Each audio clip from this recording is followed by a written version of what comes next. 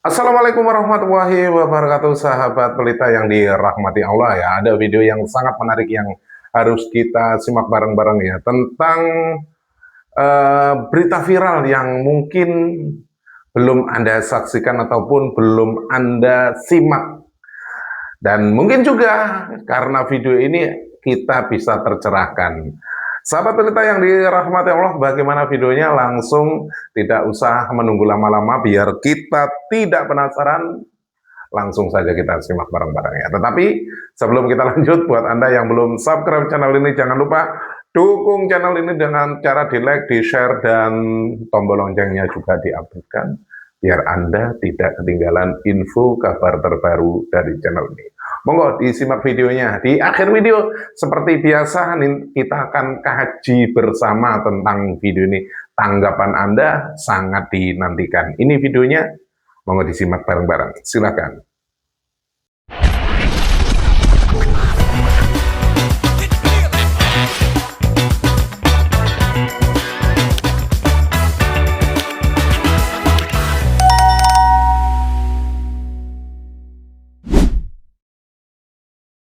Ya, ternyata ulama itu, ratusan ulama itu yang dulu sudah benar, mereka tuh nggak meleset, sudah betul. Tapi kenapa kok Imad bisa begitu yakin hanya dia yang benar, semua ulama salah? Sehingga dari sini kita bisa kesimpulkan sudah jelas-jelas dia yang menyimpang. Salah satu tadi itu diantaranya dia mengabaikan dan menabrak tatanan ilmu nasab. Saya tadi udah tegaskan masalah syarat zaman yang itu merupakan syarat mutlak kata Imad dan kawan-kawan, itu adalah syarat yang dibuat-buat. Kalau ada kitab sezaman, ya boleh-boleh saja, bagus-bagus saja. Tapi itu bukan syarat mutlak yang kemudian karena nggak ada kitab tersebut lalu dianggap nasab tidak tersambung. Tadi kita sudah uraikan panjang lebar, saya kira yang masalah itu sudah tuntas. Kemudian di antara kaidah nasab berikutnya yang diabaikan, Saudara Imad ini selalu mengatakan nasab habaib ba'lawi mardudun batil, tertolak, batal.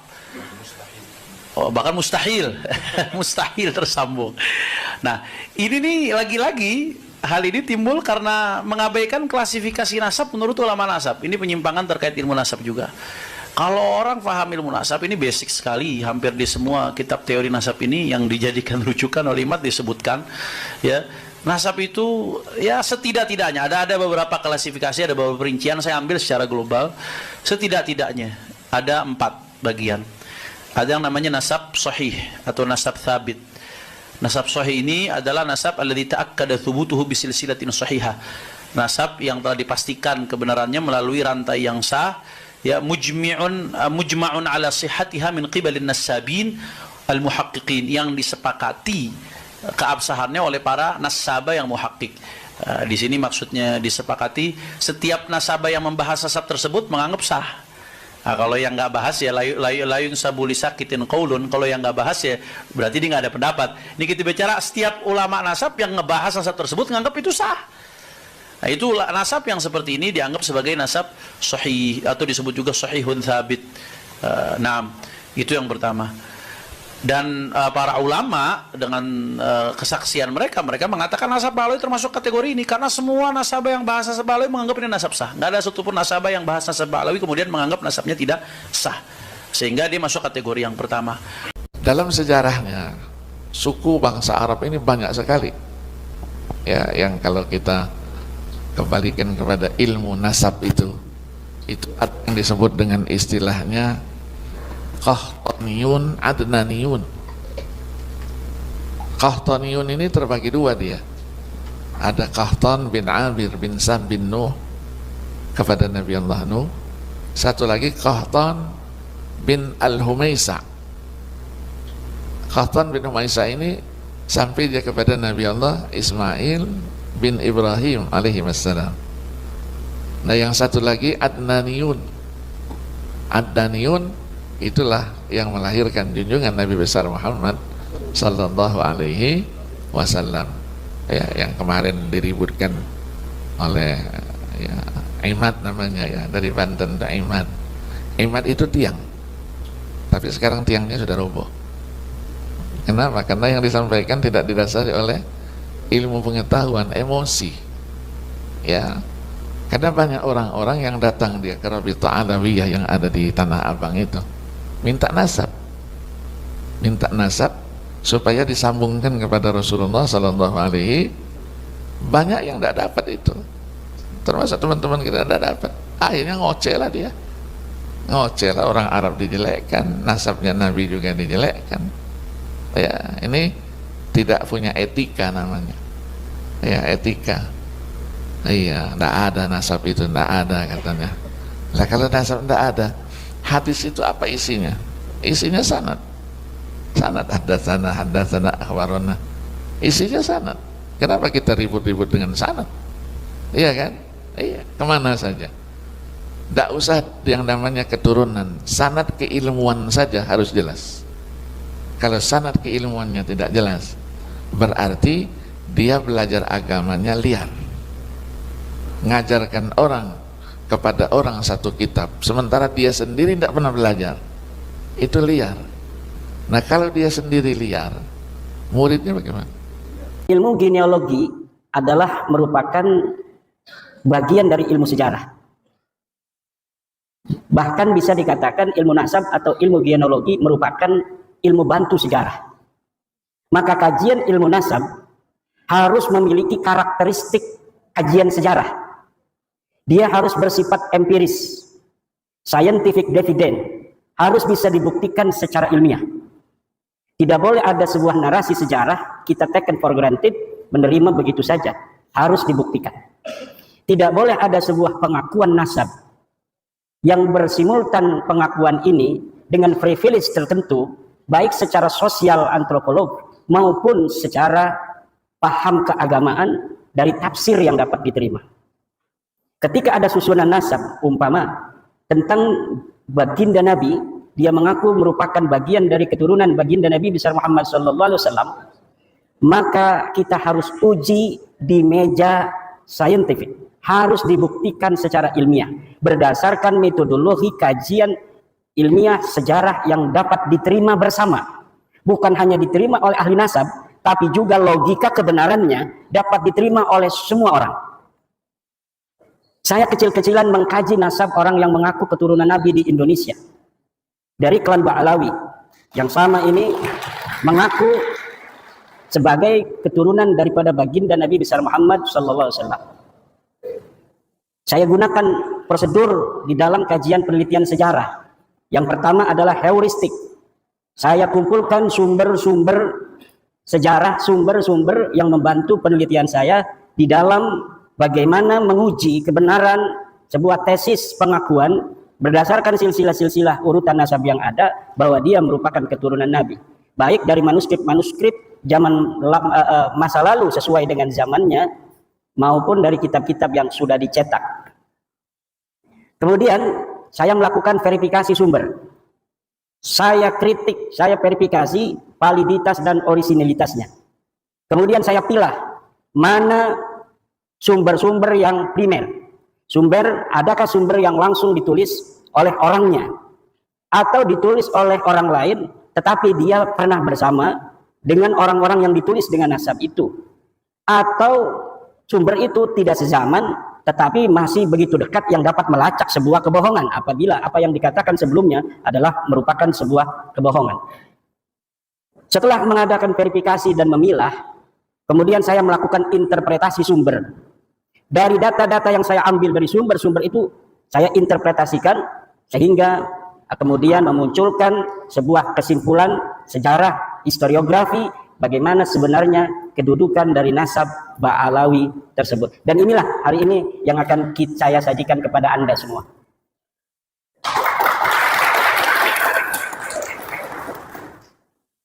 Kaum Ba'alawi yang kita kenal di Indonesia dengan istilah Habib mengaku sebagai keturunan Nabi Muhammad SAW melalui jalur Ahmad bin Isa bin Muhammad An-Naqib bin Ali Al-Uraidi bin Ja'far Shadiq bin Muhammad Al-Baghir bin Ali Zainal Abidin bin Husain bin Fatimah Zahra bin Kanjeng Nabi besar Muhammad SAW. Ahmad bin Isa, ini titik poinnya. Dari sini yang diakui. Ahmad bin Isa ini wafat 345 Hijriah. Telah terkonfirmasi sebagai keturunan Nabi Muhammad SAW melalui pelacakan kitab Tahdhibul Ansab karya Al-Ubaidili yang wafat tahun 435 Hijriah. Sosok Ahmad bin Isa ini lulus tes uji petik dari kitab nasab. Kemudian, menurut keluarga Ba'alawi, Habib-Habib yang ada di Indonesia, Ahmad bin Isa mempunyai anak bernama Ubaidillah. Kemudian Ubaidillah ini mempunyai anak bernama Alwi. Alwi inilah yang menurut keluarga Ba'alawi adalah leluhur mereka. Alawi bin Ubaidillah bin Ahmad bin Isa bin Muhammad An-Naqi bin Ali Al-Uraidi bin Ja'far Shadiq Muhammad Al-Baqir bin Ali Zainal Abidin bin Husain bin Fatimah bin Nabi besar Muhammad SAW. Ini nasab mereka, dan kita bisa lihat dari tokoh-tokoh mereka yang senang majang-majang nasab di media sosial. Semuanya akan bermuara kepada seseorang yang bernama Alwi yang disebut sebagai anak Ubaidillah. Ubaidillah ini adalah katanya anak Ahmad bin Isa. Ahmad bin Isa telah sahih sebagai keturunan Nabi, selesai atau lulus uji petik dari kitab-kitab yang ada pada zamannya yang primer atau yang sekunder. Tetapi apakah betul seorang yang bernama Ahmad bin Isa ini mempunyai anak bernama Ubaidillah? Namun nasab ini tertolak. Saya senang kalau menulis bikin kesimpulan dulu, biar orang itu tidak mengira-ngira. Karena urutan nasab seperti ini baru muncul dalam kitab keluarga Ba'alawi setelah 550 tahun pasca wafatnya Ahmad bin Isa. Tadi kita kenal wafatnya 345. Sedangkan kitab-kitab nasab yang paling dekat dengan masa hidupnya Ahmad bin Isa, yaitu kitab nasab yang ditulis di abad ke-5, tidak menyebutkan bahwa Ahmad bin Isa mempunyai anak bernama Ubaidillah. Mulai dari kitab abad ke-5, ke-6, ke-7, ke-8, tidak menyebutkan Ahmad bin Isa mempunyai seorang anak yang namanya Ubaid atau Ubaidillah.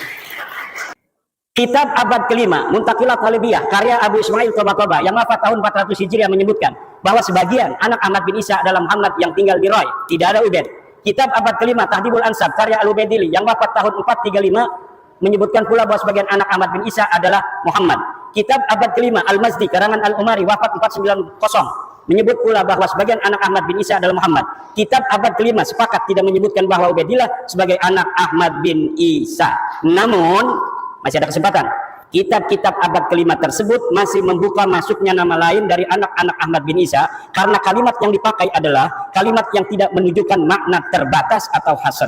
Menggunakan kalimat sebagian dari anaknya adalah Muhammad.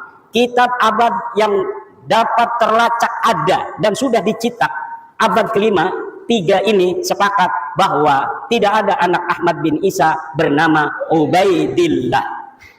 Next.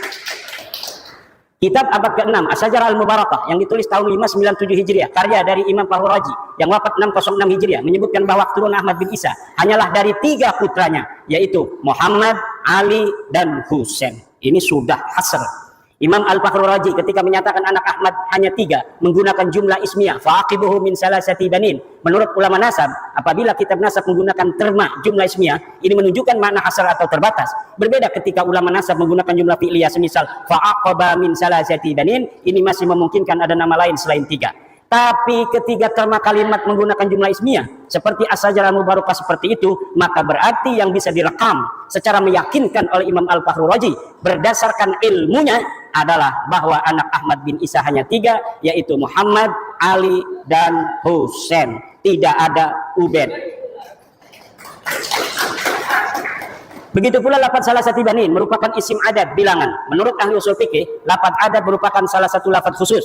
Jika dikatakan fakafaratuhu it'amu asyarati masakin, maka maksudnya adalah 10 orang miskin, tidak kurang tidak lebih. Maka ketika di abad ke-9, 550 tahun setelah wafatnya Ahmad bin Isa, dikatakan bahwa Ahmad mempunyai anak bernama Ubaidillah, maka nama itu tertolak.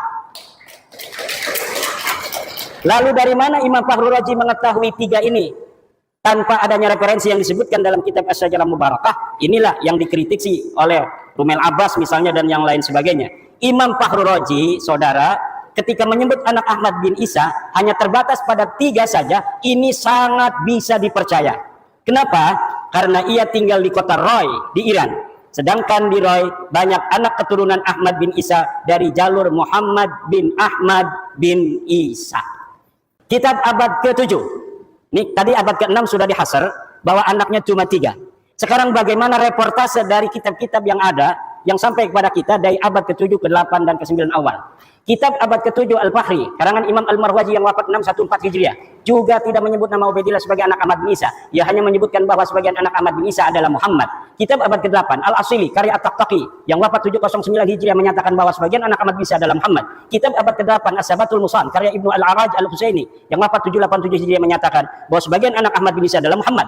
Kitab abad 9 Umdatul Talib karya Ibnu Inabah yang wafat tahun 828 Hijriah menyatakan bahwa sebagian anak Ahmad bin Isa adalah Muhammad. Maka ada 8 kitab nasab yang sudah saya sebutkan yang membentang mulai dari abad ke-5, ke-6, ke-7, ke-8 dan ke-9 awal sepakat bahwa Ahmad bin Isa tidak mempunyai anak bernama Ubaidillah, dan di abad ke-6 sudah dihasar bahwa anak Ahmad bin Isa hanya 3. Maka masuknya nama Ubaidillah sebagai anak Ahmad bin Isa tidak bisa dianggap sah. Next. Kapan muncul nama Ubaidillah sebagai anak Ahmad bin Isa? Ubaidillah muncul sebagai anak Ahmad bin Isa pada abad 9 Hijriah.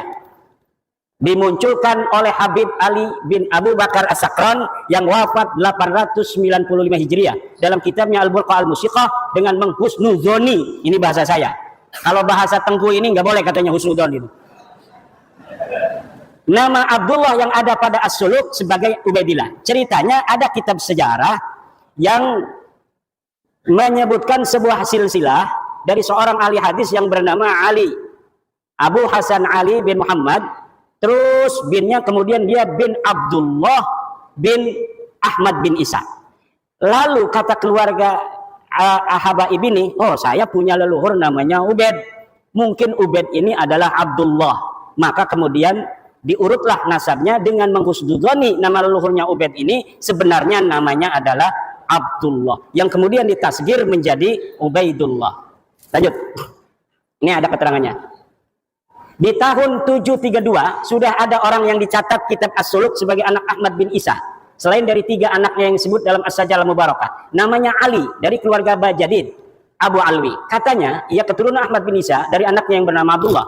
Nama lengkapnya Abu Hasan Ali bin Muhammad bin Ahmad bin Jadid bin Ali bin Muhammad bin Jadid bin Abdullah bin Ahmad bin Isa.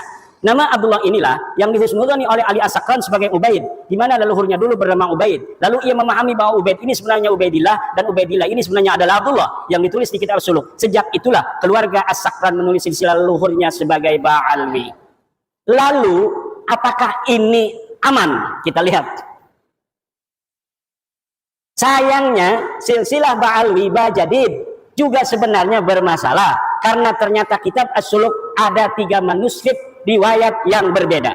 Jadi manuskrip As-Suluk yang dikarang 732 sampai kepada Ali As-Sakran 895 yang nyampe ke beliau hanya salah satu manuskrip yang dicetak daripada 3 manuskrip sebenarnya yang ada. Yang mana yang benar? Wallahu a'lam bishawab.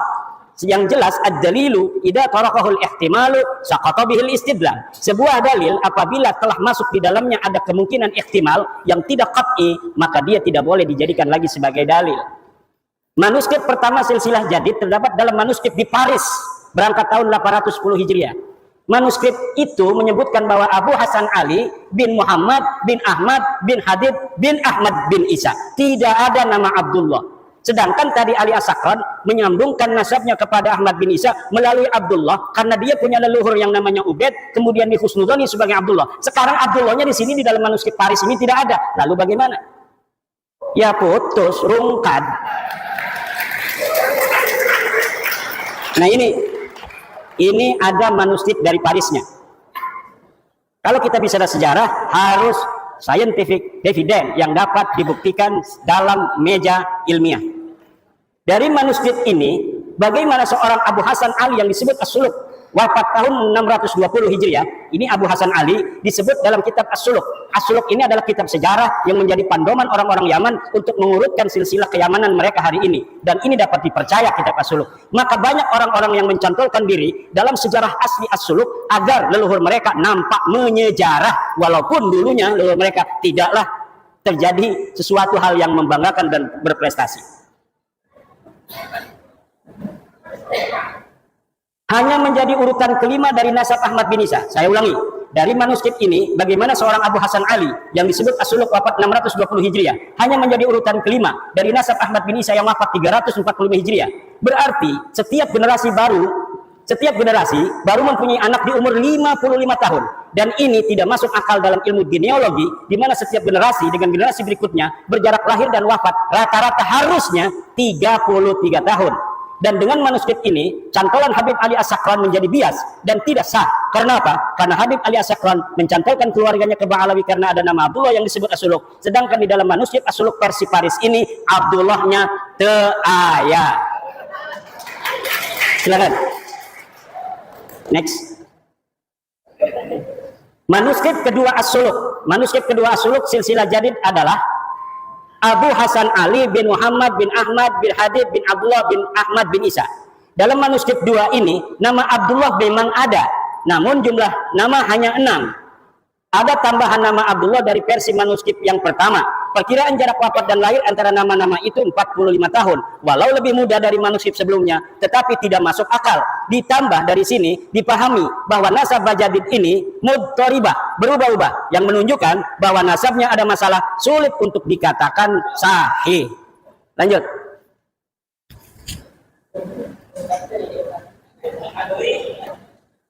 Manuskrip 3 As-Suluk. Manuskrip 3 As-Suluk silsilah hadith adalah atau jadid Abu Hasan Ali bin Muhammad bin Ahmad bin Hadid bin Ali Muhammad bin Hadid bin Abdullah bin Ahmad bin Isa. Silsilah inilah yang dicetak dan ditahqiq oleh Al-Aqwa tanpa menyebutkan dari versi manuskrip manakah silsilah ini diambil. Bisa jadi silsilah semacam ini tidak ada dalam manuskrip manapun. Ia mentahqiqnya dan menambahinya berdasar pengetahuannya dari literasi Ba'alawi saat ini. Jika manuskrip pertama yang sahih, maka pencantolan Habib Ali As-Sakran gagal total. Karena nasab Ba'alawi saat ini adalah furu' dari usul nasab Bajadid. Ketika usulnya batal, maka furu'nya juga batal. Ini penting dan belum diungkapkan siapapun. Keluarga As-Sakran bukan Ba'alawi. Nampaknya kitab As-Suluk karya Imam Al-Janadi wafat 732 Hijriah adalah kitab sejarah yang menjadi pegangan latar belakang konstruksi nasab Ba'alawi dan sejarahnya. Nasab dan sejarah Ba'alawi yang ahistoris disusun sedemikian rupa menggunakan latar belakang sejarah yang terdapat dalam kitab As-Suluk. Penulis yakin secara ilmiah bahwa keluarga As-Sakran sebelumnya tidak dikenal dengan nama Ba'alawi. Nama Ba'alawi keluarga As-Sakran itu dikenal setelah kitab Al-Burqah dan kitab Al-Jauharus Saqaq ditulis, yaitu milik Habib Abu Bakar As-Sakran dan Imam Al-Khatib. Seperti film fiksi sejarah Arya Kamandanu yang skenarionya ditulis berlatar belakang sejarah Majapahit. Ada orang namanya Ba'alawi dulu, ada silsilahnya ditulis dalam kitab sejarah. Lalu orang yang abad 9 mengatakan, itu leluhur saya. Itu. Sejak itulah dia menggunakan nama yang ada dalam kitab itu untuk keluarga dia dan keturunannya. Next. Ini versi ilmiah ya. Interpretasi dari sumber-sumber yang kita dapatkan. Perhatikan kitab An-Nabhah Al-Ambariyah. Ini kitabnya. Setiap saya ngomong kitab, saya tidak sebutkan, tetapi ada foto dari kitab dan halamannya. Perhatikan kitab An-Nabhah Al-Ambariyah karya Muhammad Kadzim bin Abil Futuh wafat 880 Hijriah. Dalam kitab itu di halaman 53 disebutkan bahwa Banu Abi Alwi adalah Abu Alwi bin Abil Jadid bin Ali bin Muhammad bin Ahmad bin Jadid. Dalam kitab itu, ulama yang hidup di abad 9 dan tinggal di Yaman sama sekali tidak menyebut nama-nama keluarga Ali As-Sakran yang ada pada masa itu atau sebelumnya. Seperti Faqih Muqaddam Muhammad Sohaib Mirbad sebagai Ba'alawi. Ia hanya menyebut keluarga Jadid. Padahal pengarang kitab An-Nabhah Al-Ambariyah ini hidup semasa dengan Ali As-Sakran. Kalau pada masa itu dan sebelumnya keluarga Habib Ali As-Sakran dikenal sebagai Ba'alawi, tentunya Muhammad Kadzim akan menulis contoh-contoh Ba'alawi selain dari Jadid disebutkan, yaitu dari keluarga-keluarga Faqih Muqaddam dan sebagainya. Ini membuktikan bahwa keluarga Ba'alawi yang terkenal itu hanyalah dari keluarga Jadid. Keluarga Ali As-Sakran dan leluhurnya sebelumnya bukan keluarga Ba'alawi. Jika keluarga As-Sakran dikenal dengan nama Ba'alawi, tentu Abil Futuh yang hidup sejaman dengan As-Sakran akan menyebut minimal satu nama yang mengindikasikan bahwa keluarga As-Sakran adalah bagian dari Ba'alawi. Perhatikan kitab An-Nabhah Al-Ambariyah halaman 53. Di sini nggak kelihatan, silahkan di Google saja. Next. As-Sakran hanya bisa menyebut dua nama keluarga Jadid. Habib Ali As-Sakran yang mengatakan bahwa Jadid yang ada dalam kitab sejarah itu As-Suluk adalah saudara dari Alwi, leluhur dia. Hanya bisa menyebutkan dua nama keluarga Jadid. Dua nama itu persis sama dengan yang disebut kitab As-Suluk, yaitu Abu Hasan Ali dan Abdul Malik yang berketurunan di India. Jika Jadid adalah betul-betul saudara Alwi leluhurnya yang ditulis, dan ini pun saya yakin tidak ada orangnya, tentu akan banyak nama-nama selain keduanya yang diketahui Ali As-Sakran. Tapi mengapa As-Sakran seperti orang asing di keluarga Bajadid hanya mengetahui 2 nama dari keluarga Bajadid yang diketahui dari kitab As-Suluk, yang bukan hanya diketahui oleh dia, kita juga mengetahui bahwa keluarga Jadid mempunyai 2 nama yang tertulis dalam sejarah, yaitu Abu Hasan Ali dan Abdul Malik. Apa bedanya saya dengan dia? Sama-sama mempunyai 2 nama saja, padahal dia mengaku sebagai keluarga besarnya. Silakan. Makam Ahmad bin Isa ditemukan setelah 602 tahun. Ahmad bin Isa yang wafat tahun 345 Hijriah, makamnya hari ini berada di Husaisah. Lalu apakah makam itu sudah dikenal sejak tahun wafatnya itu, yaitu 345? Al-Janadi 732 Hijriah tidak merekam adanya makam Ahmad bin Isa, padahal ia sejarawan yang rajin mencatat nama-nama makam yang diziarahi dan dianggap berkah. Artinya, pada tahun 732 Hijriah itu, makam Ahmad bin Isa belum dikenal seperti saat ini. Telah berjarak 387 tahun sejak wafatnya, makam Ahmad bin Isa belum dikenal orang. Ini dalam reportase As-Suluk yang rajin jarah-jarahin makam, tetapi dia mencatat nama makam-makam lain, tidak mencatat nama Ahmad bin Isa yang katanya sudah wafat 345 Hijriah di Yaman. Ini orang Yaman, Al-Janadi. Syekh Ahmad bin Hasan Muallim menyatakan, tidak ada dalam sejarah Yaman makam diagungkan yang di atasnya ada mashhad dan masjid sampai separuh abad 5, kecuali yang disebut sebagai Masjid Syahidain di San'a, Al-Kuburiyah fil Yaman 176. Lalu kapan berita bahwa Ahmad bin Isa ini dimakamkan di Husaisah? Berita awal yang didapatkan adalah Ba Makhrama 947 Hijriah. Dalam kitabnya Qaladatun Nahar fi Wafayat A'yanid Dahr disebutkan bahwa makam Ahmad bin Isa di Husaisah. Qaladatun Nahar fi Wafayat A'yanid Dahr 2/518 Asy-Syamilah. Berarti berita bahwa Ahmad bin Isa dimakamkan di Husaisah baru setelah 602 tahun setelah wafatnya Ahmad bin Isa. Kitab tersebut pula menyebutkan bahwa keyakinan makam Ahmad bin Isa di Husaisah itu karena Habib Abdurrahman bin Muhammad berziarah di situ dengan isyarah adanya cahaya yang nampak di atas sananya. Jadi ditemukannya makam itu setelah ratusan tahun bukan karena adanya kitab sejaman yang menyebutkannya, tetapi berdasarkan isyarah spiritual. Diceritakan di situ bagaimana cara menemukannya, yaitu dengan meminta doa kemudian melihat cahaya. Ada cahaya di situ maka ditetapkanlah makamnya di situ. Dan sekarang banyak terjadi seperti itu, makam-makam baru yang dulunya kita tidak mengetahui pernah ada makam di situ, kemudian sekarang ada makam. Ini masih mending, tidak merampok siapa-siapa, dia hanya berbohong. Makamnya sudah ada namanya, kemudian namanya dibelokin kemana-mana, tidak sesuai dengan tradisi riwayat dari keluarganya sendiri.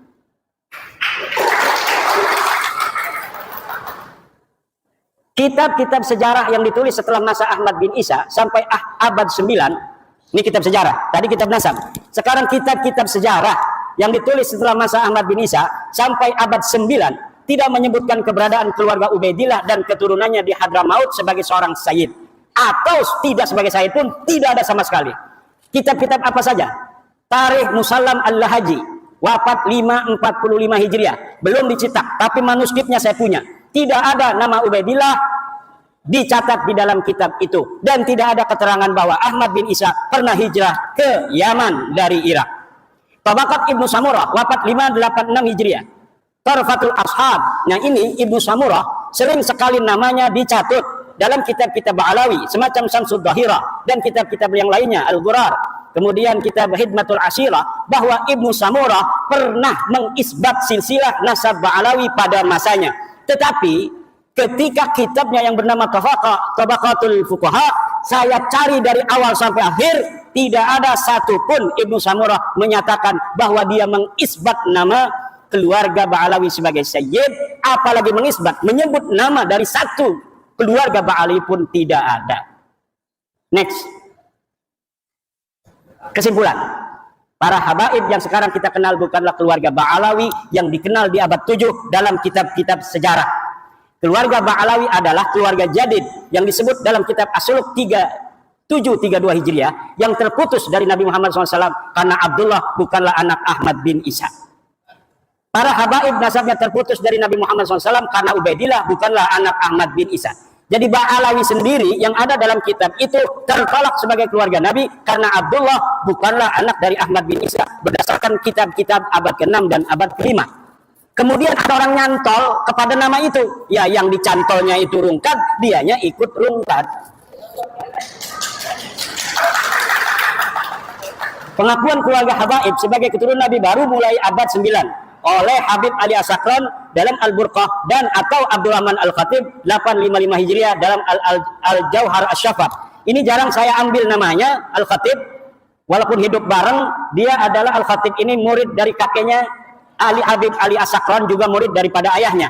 Jadi walaupun dia bukan Ba'alawi, terindikasi subjektivitas itu ada karena dia hidup bersama Habib Ali As-Sakran. Dan kitab Al-Jauharus Syafaf ini belum dicetak sampai sekarang. Dia bagaikan sebuah kitab sakti yang tidak boleh dilihat oleh siapapun, tetapi sering diambil oleh kalangan Ba'alawi untuk membela nasabnya. Jadi kita tidak bisa untuk melihatnya, tetapi dia mengutipnya. Bagaimana sebuah dalil hanya bisa diketahui oleh mereka, kemudian didalilkan kepada kita tanpa kita bisa memverifikasi, tanpa kita bisa memvalidasi, tanpa kita tahu originalitasnya seperti apa. Jadi ini namanya senjata yang sangat canggih, yang bisa untuk membacok tapi kita nggak bisa melihatnya. Kitab-kitab yang lebih mudah dari As-Sajarah Al-Mubarakah 606 yang menyebutkan bahwa Ba'alawi Habaib tersambung nasabnya kepada Rasulullah tertolak karena hanya mengutip dari Al-Burqah dan Al-Jauhar kitab abad 9 Hijriah. Next. Terakhir, usaha yang perlu ditempuh Habaib agar nasabnya tersambung. Saya kasih clue-clue. Seorang yang meneliti ya harus begitu kan. Kita bukan karena tendensi subjektivitas dan sebagainya. Enggak, kita ilmiah aja. Para pendukung nasab Ba'alawi Habaib untuk tersambung nasab mereka harus menyajikan kitab yang lebih tua dari As-Sajarah Al-Mubarakah yang menyatakan bahwa 1. Ahmad bin Isa mempunyai anak bernama Ubaidillah, 2. Ubaidillah mempunyai anak bernama Alwi.